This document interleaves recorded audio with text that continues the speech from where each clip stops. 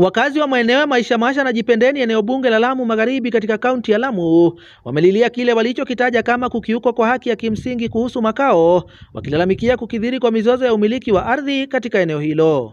Sasa hali hiyo mpaka sasa ninaona mpaka kibonde ambacho kulikuwa ni kisiki na tusaidia kwa maji hata kwa kunyeshwa mbuzi wetu, sasa kinakatwa miti, kinataka kufensiwa.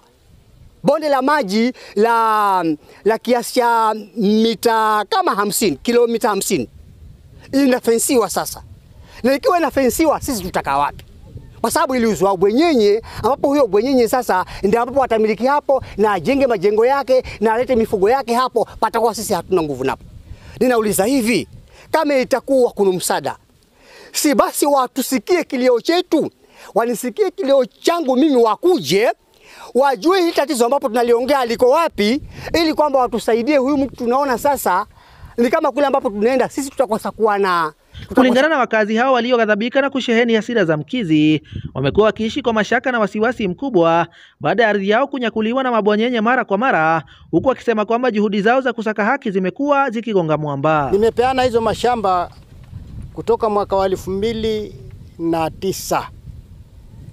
Na watu wote nimewapa mashamba, nimeandika kwa kitabu. Leo hii napata wale ambao nimewapa mashamba, wengine wananikujia, mzee, tumeibiwa shamba yetu, nimenyang'anywa. Sasa nikifuatilia ni chifu na maheadman wake. Ukiangalia upate chifu pale jina lake ama muhuri wake hakuna, lakini headman anasema nimetumwa na chifu. Chifu ni gani? Ni Macharia. Sasa tuliondoa hiyo ili tumpate Nyaga, tumeanza kurekebisha zile matatizo. Mimi mwenye nimezitoa nikiwa nyuma. Hii shamba limpa nani? Fulani. Mbone huyu amekuja? Nimeuziwa, nimepawa na chifu.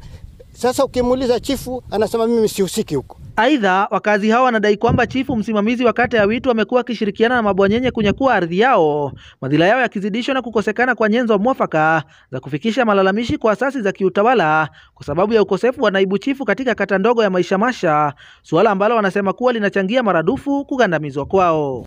Siku moja alikuja na KPR pamoja na hiyo chifu mwenyewe Macharia, akanipokonya hiyo shamba. Mimi ilikuwa nitakaa wapi? Sasa ninaomba serikali kama inawezekana iweze kunisaidia hiyo shamba ili ikaweze kunirudia mwenyewe. Alikuja na changamoto ya kwamba mimi nimemtishia maisha, hata kanipeleka polisi akaniweka ndani.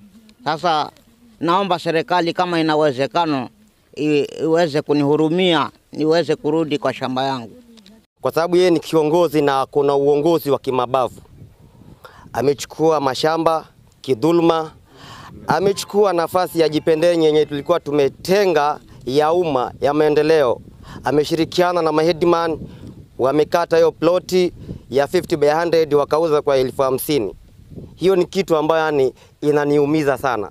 Wakazi hawa sasa wanatoa wito kwa serikali kuingilia kati na kutatua mizozo ya ardhi katika kaunti ya Lamu na haswa eneo hili kwa upesi, wakisema kwamba ni mzozo ambao unatishia kuvuruga uwiano na utangamano kati ya jamii mbalimbali na ambazo zimeishi katika kaunti ya Lamu kwa miongo mingi. DCC mpya aje nyanjani, aje mashinani, aone wazee na aone waathiriwa mashamba yaliyonyang'anywa, lakini akiuliza chifu huko hakuna kweli atapata. Na akiendelea kama hiyo ndo teknika atafuatilia, sisi inafadhali ni kama atakuwa ametuzika, na sisi tuna haki sisi ni wa Kenya halisi na tuna haki hapa. Hatutaki kunyanyaswa, na tunajua Kenya ina sheria ya kujua kila mwananchi ana haki yake.